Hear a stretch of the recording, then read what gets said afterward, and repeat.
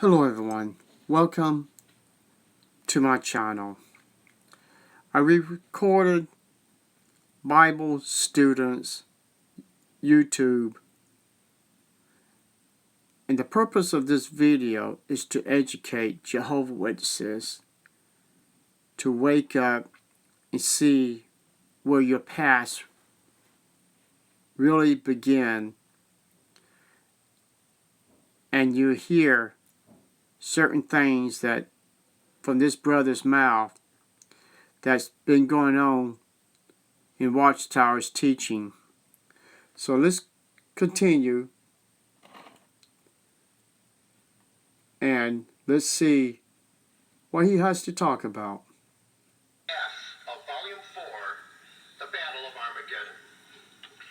Reviewing how all of the volumes build upon each other, Volume 1 presents the entire divine plan of the ages in overview, illustrated by the chart of the ages on the wall behind me. Volumes 2, 3... And I got the PDF of this book, and it does have the chart of the pyramid, and they're crazy breaking down the structure of the pyramids. And it's hard to believe the Bible students at that time believed this garbage of Charles T. Russell's teaching, and they still believe it. Here's a different picture, almost the same thing, called same thing, Chart of the Ages. Let's continue. 3 and 4 deal with the time features of the chart, the horizontal dimension of the chart from left to right. Volume 2 covers the entire span of the chart of the ages, from Adam's creation to the ages to come. So here's the question, Jehovah Witnesses and Bible students. It predicted when Adam's creation. How in the world could it predict the creation of Adam unless somebody built these pyramids before Adam was here on earth, before there was any person? So who built these pyramids? Was it men or was it angels? People, you need to wake up and realize objects cannot predict the future and the past. It's true they have figure out, different things, different tablets, how old they are and all of that, but it's not talking about, how they even talk about they got a part of the pyramid predicted when Christ was on earth and predicted 1914. People, it's just a pyramid. Just like an apple is an apple, a peach is a peach, a dog is a dog, and a cat is a cat.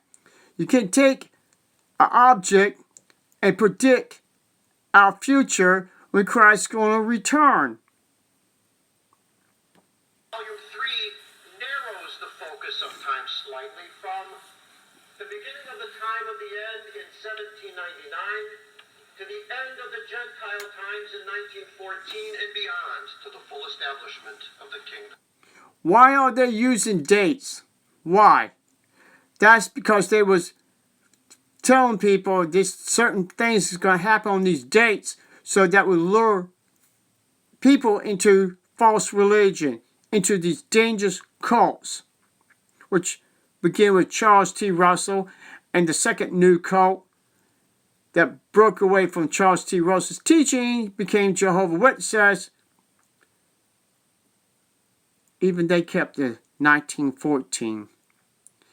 If Judge Rutherford didn't believe the lies of Charles T. Russell, then why did he keep 1914 and some other things, that 607, which at that time it was 606, Remember, all these people is inspired by God. Facts and proof proves that Watchtower is deceiving Jehovah's Witnesses. Jehovah's Witnesses, when you going to wake up before your life runs out or before you meet Christ, and Christ said, wow, you had a chance to get out of this false religion, but you choose to believe the lies they've been teaching you. Volume 4 narrows the scope of time even more closely to the harvest of the gospel age, particularly this shaded area representing the trial, trouble, and destruction of the civil and ecclesiastical systems of our day.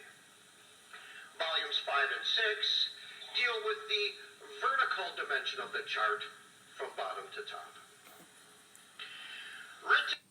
So all these books talking about the different phases of the temple and what they got to do from the top of the peak, another portion, down, all the way to the ground. People, it's a pyramid. Written in 1897 and originally titled The Day of Vengeance, Volume 4 begins with a foreword written in 1916, just like the other 5 volumes. Unlike the other 5 volumes, however, Volume 4 has a second foreword written in 1912. Reprint 5137 tells us that the 1912 foreword to Volume 4 is the transcript of a sermon entitled The Battle of Armageddon, which Brother Russell gave at the Brooklyn Academy of Music on November 3rd, 1912. The phrase, "We stand on the brink of the Battle of Armageddon," had become a campaign slogan used to describe the international tension then prevalent, which indeed erupted as World War I less than 2 years later. So timely was this sermon that it was published in a great many newspapers, many of which did not normally carry Brother Russell's sermons. Let's stop it right there. Yeah, they was interested about it because he predicted that 1914 the world was going to end, just like Judge Rutherford predicted that King David, Abraham, Samson, and all these men of old was going to be resurrected, and they built a house that he lived in until he died in California called Beth Sherim. They had that in the newspapers, and Judge Rutherford made a fool out of himself, just like Charles T. Russell's made a fool out of himself when nothing happened in 1940 except World War I. I mean, just like World War II. Armageddon didn't start at neither one of those. And the thing is, Jehovah's Witnesses, your leaders, especially Charles T. Russell, was not inspired by God. He took some of his information from his past teachings of the Seventh-day Adventists, of predicting the world was going to end. So he was a fraud, a fake. The Bible students still believe in him. You only partial believe in him, because otherwise, this chart here, y'all will be having that chart in the Kingdom Halls. You would still have it on your publications. So this is one of your teachings to prove that 1914 was part of the pyramid.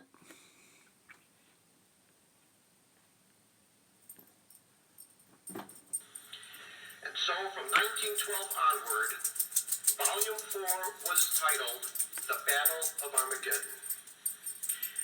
This morning we'll consider chapters 1 through 7 of Volume 4. You know, sometimes we think of Volume 4 as a book filled with somewhat outdated facts, quotes, statistics, tedious to read through and absorb. Outdated facts. It was rewritten because it hid the outdated facts. The stuff that they didn't understand,